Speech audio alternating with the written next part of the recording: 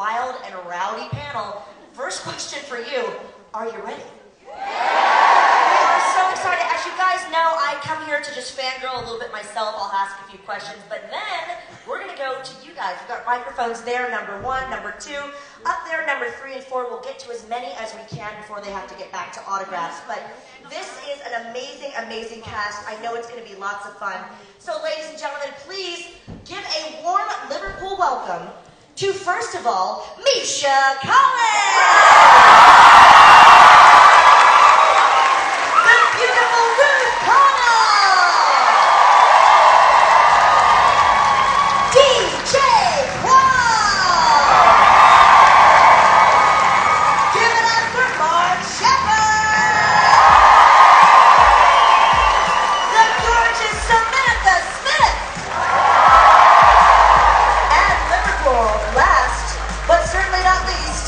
Let's hear it for Jensen Ackles!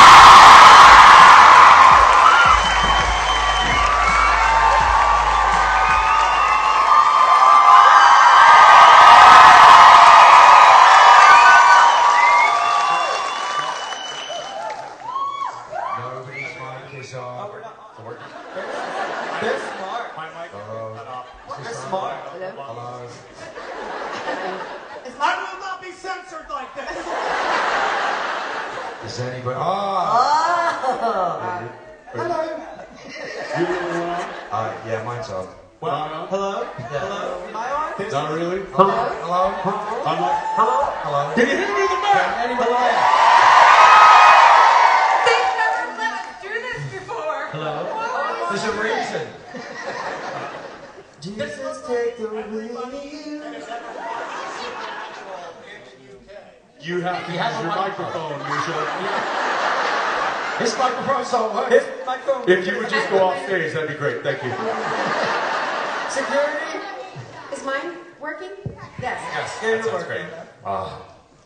God, what a nightmare. I thought only Mark had a microphone. And it was like, we were all going to be actually in hell up here. That's what it was like in hell. Yes. Liverpool, Only hear it one Crowley more had time a for this microphone. amazing cast of characters who we love.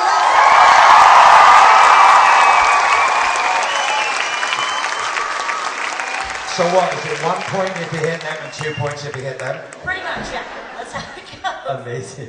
Well, just a quick question for me. I know you guys have been lined up ready for your questions, but guys, it's so great to have you here. Thank you for being here to make memories with us here at Liverpool. Let's go down the line. How has Comic-Con been treating you so far? So far, so good. Never been to Liverpool before. Not quite sure why, because the place is great. You guys are amazing.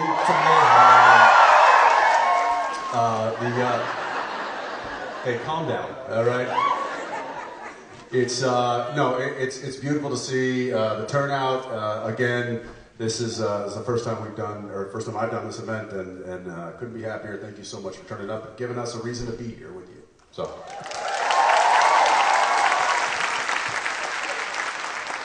So good. So get to meet so many of you. And Liverpool, again, I haven't been here either, which is strange. I've been everywhere else in the UK, and I love each place as much as the next, and I never want to leave. I love it here. You can stay. Can I? Okay. There's lots of room. Mark, how are you enjoying Comic-Con? You know what's really weird is like all the years that we've been doing conventions, they never let us have the girls on the panels. I mean, unless we're the big Comic-Con. So the first person will speak, and it's like Jared or Jensen or Misha or whatever, and then me at the end. The voices get deeper as they go down. So it's like, they just go, They also get deeper as the panel goes on. yes, we get into this. So it's like, blah, blah, Just as blah. the seasons went on, all of the voices. But it was like, no, so there's your voice. I'm used to your voice. I'm like, the familiar sound of Jensen Ackles' voice. And then, hi, I'm so happy to be annoying. I don't know. I'm going to see what I can do. You're Scottish, it doesn't count. What? What do you think, DJ? I've had a great time. I think the accent here is so dirty and sexy. It reminds me of a hot guy who's gonna wreck your credit. Which is because they're all actually really Irish. I love it. I love it. There you are. There you And are. it all turned against us.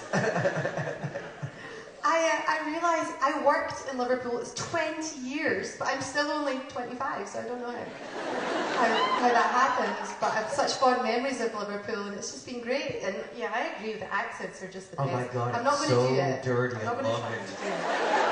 And I love the fact that you think that you've got a dirty accent as a compliment. I love that. Yeah, the crowd uniformly reacted to that positively. Yes. Well, it's it like the sounds Boston slutty. accent for us. Dirty and grimy, baby. Good night, then, Good night, then. And dirty's my favorite, so that is a compliment. It is funny, speaking of the pitch of voices, when I came on the show, I was like, oh, I'm going to do it like a deep, gravelly voice, and I came on and I was like, I am an angel of the Lord. And then Jensen was like, whoa, whoa, whoa. I already got that covered. I'm the guy on the show with the deep voice. So then he was like, come on, Sam.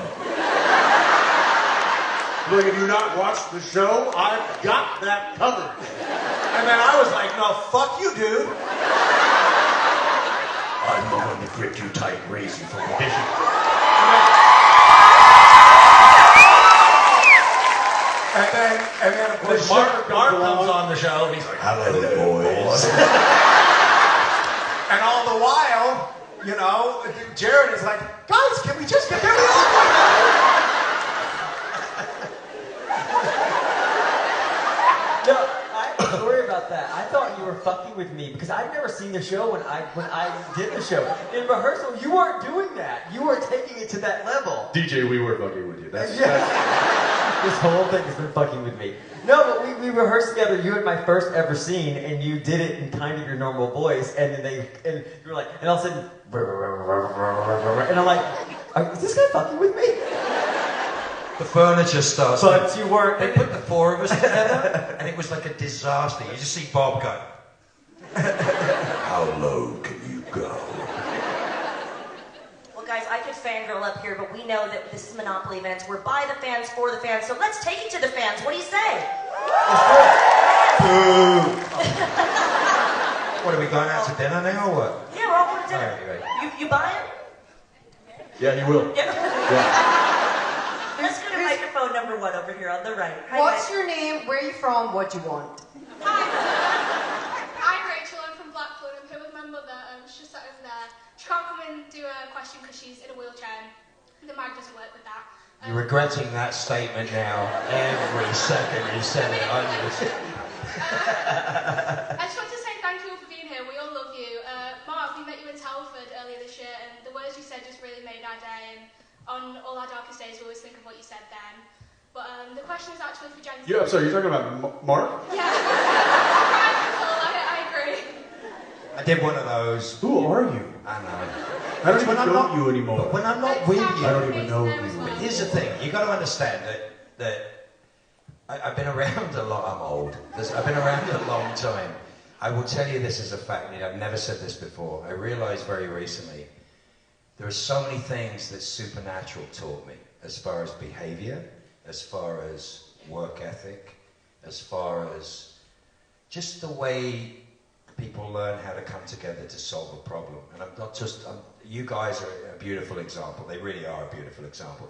To have a group supporting what it is that we love and we support and we get into, and then having, you know, and that idiot building hospitals and bloody schools and whatever, saving people's lives. It's like... It's the family business. Our family's about bickering, arguing, and killing people, which is way more fun. But the truth is the fact that this is a phenomenon for me. And Jensen told me many, many years ago about the decisions that they made when they were starting with Kim and the stuff that was said with Kim, and how you guys made a decision of what your workplace was going to be and how you wanted it to be. And I'm telling you, I can be a grumpy bastard a lot of the time, I will admit that. But the truth of the matter is, Nobody's disagreeing. Sorry. but the truth of it is, as a man and as a human being, I owe so much to Supernatural and to you guys, just for the sheer fact that I've never been on any other show or any other situation where the connection between us and the people that support us and love us is bigger than the sum of its parts. It's bigger than anything I've ever been in before. And it just keeps on giving and giving, and it's an extraordinary phenomenon. And the best things that I have in my life, the things that I love so much in my life, apart from my friendships, but the things I've learned and the things that I hold dearest, I think a lot of them have come from hanging out with, I hate saying it, but some rather beautiful people who have been some wonderful examples of how to behave and how to solve problems and do stuff. And I love doing it. And it's just taken me a long time to realize just how special that is, because it's not normal. It's not on every set. It's not in every place. She's trying to ask a question. Amazing, amazing. Good night, everybody! There you go. That's the shit I do when you're not here. Hi. So the question is from my mother to you, Jensen. Obviously in Supernatural you have the Impala, you call it Baby. If you could choose what type of car you could have, what would you choose and what would you choose to name it? I would have a 67 Chevy Impala. Which one? And I would name it Baby. But here's the thing, not just Baby. I would name it Hero Baby. Hero Baby's good. And the nice thing about that is that I do have a 1967 Chevy Impala, and it was referred to lovingly as Hero Baby on a show for 15 seasons, and it is now parked in my garage. So I'm good right now. Is that the one you nearly killed me in going backwards through the head? Yeah, probably. Yeah, that's all. Thank you. Thank you. I remember the first time I was in the back of Baby with you driving, Jen. So do I, Ruth. I feel like you gave it extra revs. I feel like you gave it extra revs. I just got that like 10 seconds.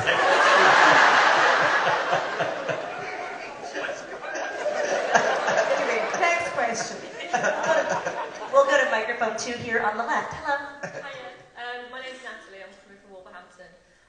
I'm sorry. There's nothing I can do about it, unfortunately.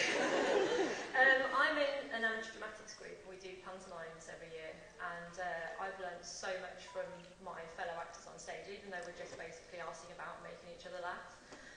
You guys are all absolutely brilliant actors. What have you learned from each other from being on the show that ran for 15 years?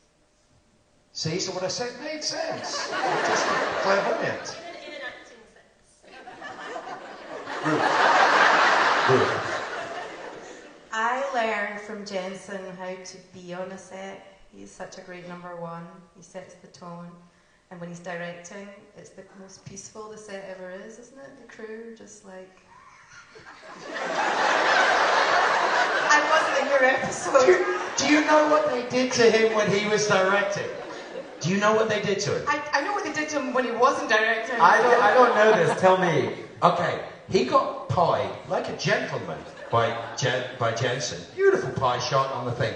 Jared hit you with a pie so hard, I think he broke your nose, and it took 45 minutes to do it. You shredded his script 3 times, right? I mean, it was like, the worst was when Jared looked at me and goes, "Hey, Shep, what do you think his car's worth?" They killed you. You got, oh, you were great. Him, he was terrified every minute. What did you learn, Misha, from Jensen? That wasn't the question. Oh, we talking about what we learned From from each Jensen? other. I got a whole bunch of stuff I learned from Jensen. Listen, yeah. What? This motherfucker. So let me tell you what he did. So he's so good at everything. I told him earlier I'm just staying alive to watch him crumble because it will happen hopefully one day, and then the wind will naturally take me away to the afterlife. So so we had to do this tap dancing sequence in the last season of the show. So I'm signing at a creation con in Burbank, and a producer comes by and says, "Hey, can you dance?" And I'm like, "Yeah, I can dance." But so then I get up to shoot the episode, and they show me this 3 minutes choreographed tap dancing sequence, and I'm like, if I grew up gay in the South, if I could tap dance like that, I would already be dead. I never would have made it out alive. I can't do that.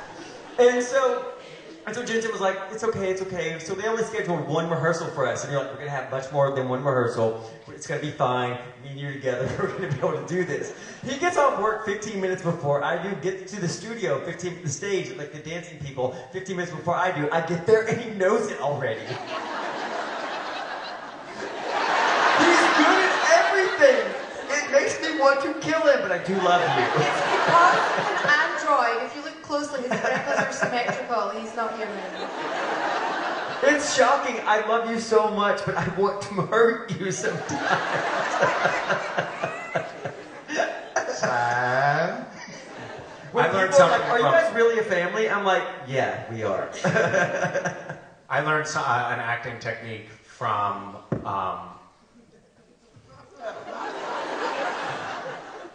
Dolly Dave. So he is the dolly operator. He pushed the cart that the camera operator was on. And actually, Jim Beaver set an example for me to set, to try to follow on Supernatural. And that was, and by the way, he was just in Liverpool apparently. They wouldn't let him in the convention. He's right there. Jim, stand up. He went on the Beatles mystery bus tour, I saw. He's still there. So I had a problem because I was a green actor when I first got on the show. I had a problem that like whenever another actor in a scene would, for example, fondle my balls, I couldn't help but laugh. And Jared was almost in every scene we were in together. Like I'd look through the script first. Every time a new script came out, I'd skim through, being like, "Shit, there's another scene with Jared, because I knew he was just going to torture me. And I was constitutionally unable to not laugh when I was being fucked with. So I would watch Jim Beaver, and he was just a stone. It was incredible. I mean, obviously, the man has no feelings, but it was an inspiration, and I was like, that's what I want to be like, even if I have to be lobotomized to get there. And then, but like 2 years went by, and I was still a mess. And then finally one day, Dolly Dave came up to me, and he's like a soft-spoken guy, very smart, always on set with us. And I was a scene where Jared and Jensen were both torturing me. And I was laughing and laughing, and I just wanted to get through it. And he said, Misha, can I just tell you an idea that you might want to try? And I was like, yeah, what? And he said, when they start to mess with you, just try thinking about how much you hate them. Because that's what Dave has been doing. Because that's how Dave gets through the day. Anyway, it was very effective. I will say just real quick that I think that there's a reason that we're all still here talking about this particular project for as long as we have, and it's because, like you said, when you get surrounded by people that kind of elevate your game, you tend to stick with that because it just keeps making life that much sweeter. And this has been that situation for us for quite a long time, and that's why we're still sitting here on the couch together. That's cool.